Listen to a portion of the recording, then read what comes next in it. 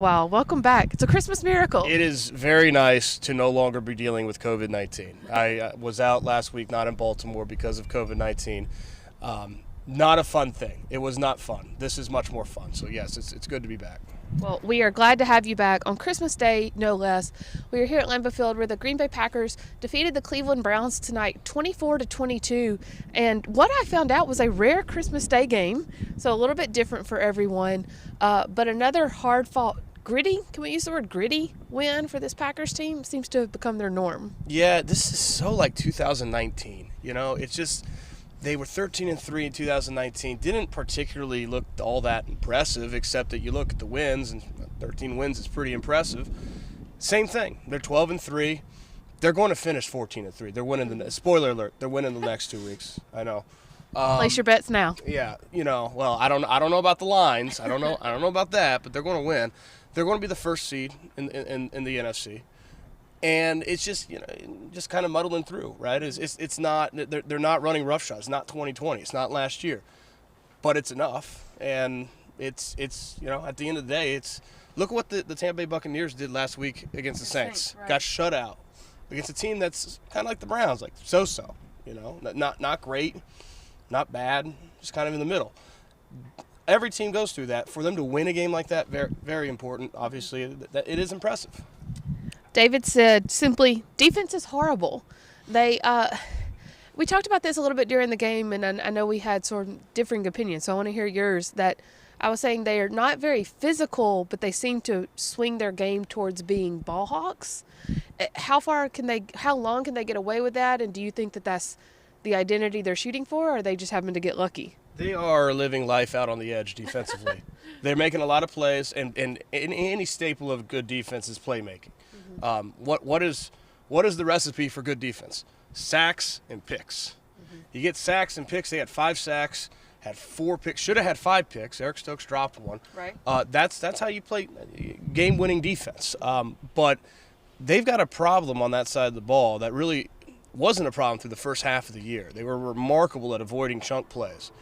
And since Minnesota, 5 straight games now, they've been giving up chunk plays. And so they're living life out on the edge of making a lot of plays, but giving up a lot of plays too. It's living dangerously when it comes to January. I mean, playoffs, you've got to figure out a way to kind of nip those explosive gains that they're giving. Like a little bend, but don't break. Yeah. And it helped them tonight that Baker Mayfield gave them a few gift-wrapped Christmas presents. I think he put a bow on a couple of those interceptions. Yes, he was Santa Claus tonight, and the Packers were a bunch of really excited kids around the Christmas tree on Christmas morning. And they all got a gift. It's like almost everyone in the secondary, it felt like, by the end of the night. But Rasul Douglas particularly nabbed 2 interceptions tonight. He now has 5 overall in the season. Ryan, he's been here less than 3 months. Matt LaFleur, Aaron Rodgers, Devante Adams, Rashawn Gary, they all just kind of said the same thing tonight. They were like, what else can we say about this guy? He's won them games at this point. It's ridiculous what is going on with Rasul Douglas. It's ridiculous. He's got 5 picks, 3 straight Lambeau Field games now with an interception. And that was before the end of the game. Like, he was already having a big night, and then he just goes and gets his second game-sealing interception of the season. Arizona, and now this one. It's not just the 5 picks. 4 of those have been just huge. 2 pick sixes, 2 game sealers. The number 5 is huge, but the fact that it's been so timely. Matt LaFleur said he's never seen this before. He's never seen a mid-season acquisition come in and make the kind of impact that Rasul Douglas has made. I've never seen it before. It's ridiculous. It really this type of thing doesn't happen, and he's just here's the thing. I've been thinking about this a lot. Well, it should be good. Rasul Douglas is what Josh Jackson was drafted to be. He's not the most dominant physical specimen. He's not the fastest guy. He's not going to blow you away with just raw talent, but he's in the right position. He's tough, he's gritty, and his ball hawking, his ability to play the football, something that they thought they were getting in the second round from Josh Jackson out of Iowa. Remember, he led the nation with 8 interceptions when he came out of the draft. They thought that's what Josh Jackson was going to be. Rasul Douglas is giving them that. He's always in the right place at the right time. As much, though, as Rasul Douglas has now won them a couple of games, Lennox with a good question. Is this defense going to stop us from winning the Super Bowl again? Ryan, a Green Bay Packer fan told me yesterday, so shout out John for this line. I'm going to steal it. He said, offense wins the NFC North, defense wins the Super Bowl. I think the biggest issue might be that they just don't play complete. Even offensive, look, the offense was not great in the second half. 3 points, right? I mean, they had countless chances to end this game when the Browns were down by 2 possessions, and they just couldn't. They couldn't get anything more than 3 points going in the second half. So it's not just the defense. It's the whole picture. They've obviously played very, very well. You don't get to be 12-3 without playing very, very well, but they haven't played complete. Special teams, defense, offense, they haven't put it all together. If they aren't able to do that, that's how you get beat in January. That's how you get beat. That's how your season ends early. So, yeah, I mean, I think that's a legitimate concern, even as they're piling up all these wins. Yeah. And then, let's see. Someone asked, here it is. Rick asked, what's up with Aaron Rodgers' toes? He went in at halftime a little bit early. He said he had been great up until he got rolled up on and he got stepped on by one of his offensive linemen. I know, were you on his Zoom afterwards? How did he say, or how did he seem to feel? He said that it was the best he's felt in weeks, which I didn't really expect because he was kind of hopping around. He got stepped on at one point. Not what I expected to hear from him. But it's the best that he's felt. So, look, there's no question. To get the bye, the lone bye in the conference is going to be huge for this team because he needs a week to just let it rest. But he's got 2 games to get there, and you got to finish it. But if they're able to do it, nobody benefits from that bye more than Aaron Rodgers. And as we said, the second half was not great offensively. Devante Adams straight up said, we got lucky a little bit to pull that win out because of how they played in the second half. But let's just take a moment and stop and appreciate what Aaron Rodgers was able to do here tonight. Broke the Packers franchise record. He now owns it with 443 passing touchdowns. Just kind of put that into perspective for us as much as possible, Ryan. I know it's not an easy task. To do it here at Lambeau Field in front of the fans on Christmas Day, one of the most special moments that I've covered in my 8 seasons on this beat. The fact, that they had Brett Favre give a very short but sweet message that ended with, do me one favor, go get another Super Bowl for us.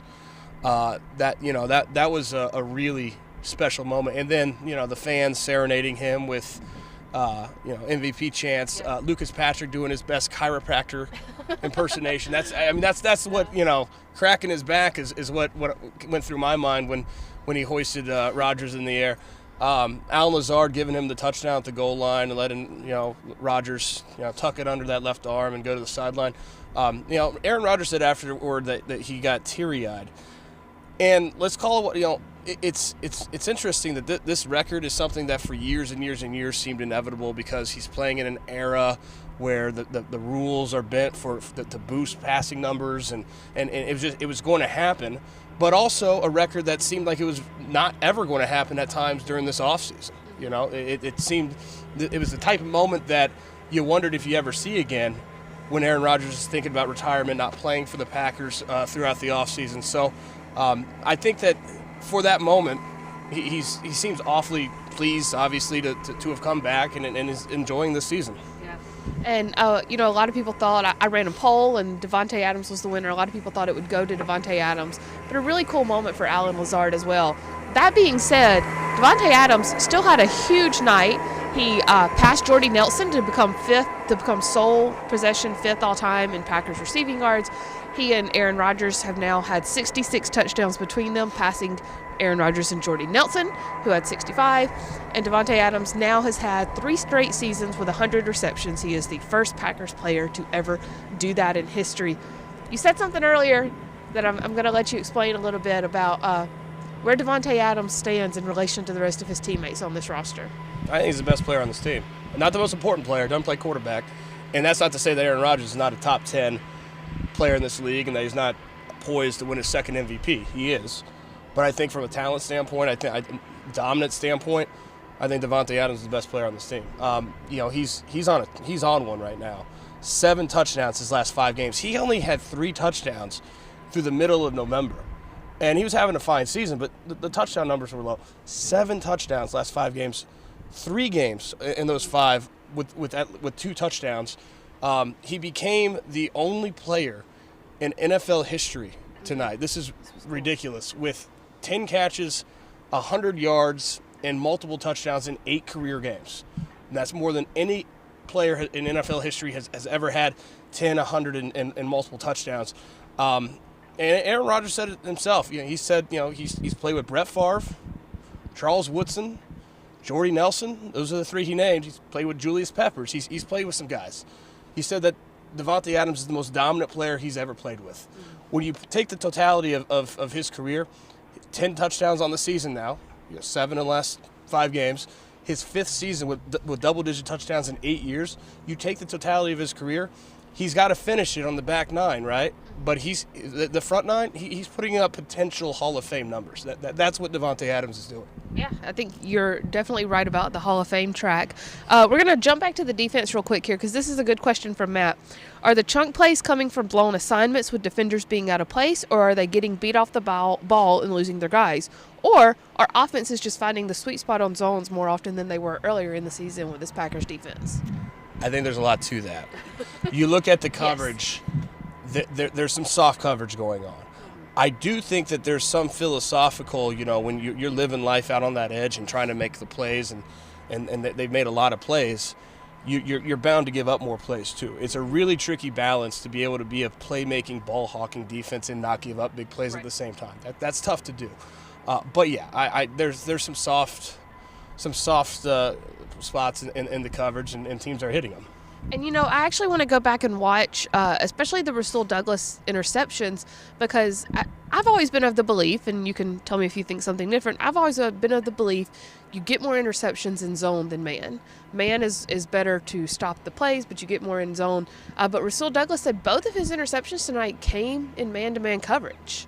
So was that just Baker Mayfield? Was that Rasul Douglas? Or was that what was going on? Well, Baker Mayfield did not have a good night, and he acknowledged it after the game. Right. He gave away too many gifts. I mean, the interception down the middle of the field to Darnell Savage was basically when it was over the 35-yard line, still in the air. I was like, oh, this is getting picked off. And hey, give Darnell Savage credit for actually catching one.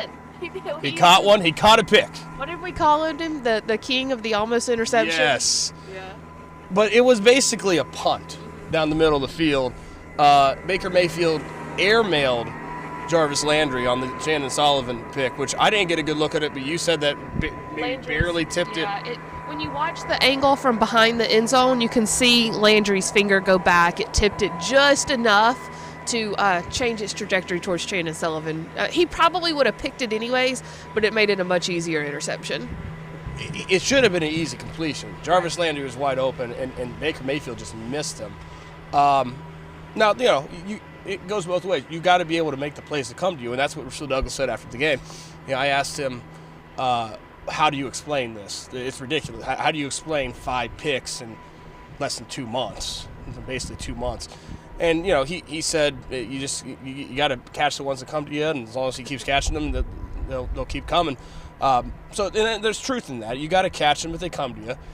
But Baker Mayfield had a lot of gift balls tonight.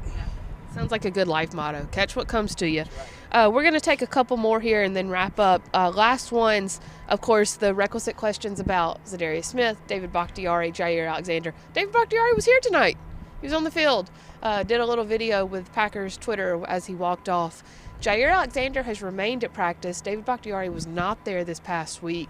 I mean, at this point, are you just hoping to get them back by playoffs? Yes, you're definitely hoping, and that doesn't mean that it's going to happen. But you're hoping, for sure, yeah. Well, no matter what happens with any of those guys or the Packers, we will be there to cover it for you all on PackersNews.com. Take tomorrow off. Watch all the other teams around the league. Watch some of these teams that the Packers might be facing come playoff time.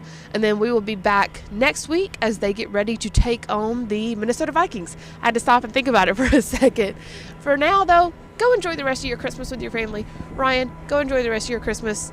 We will be there for you on Monday.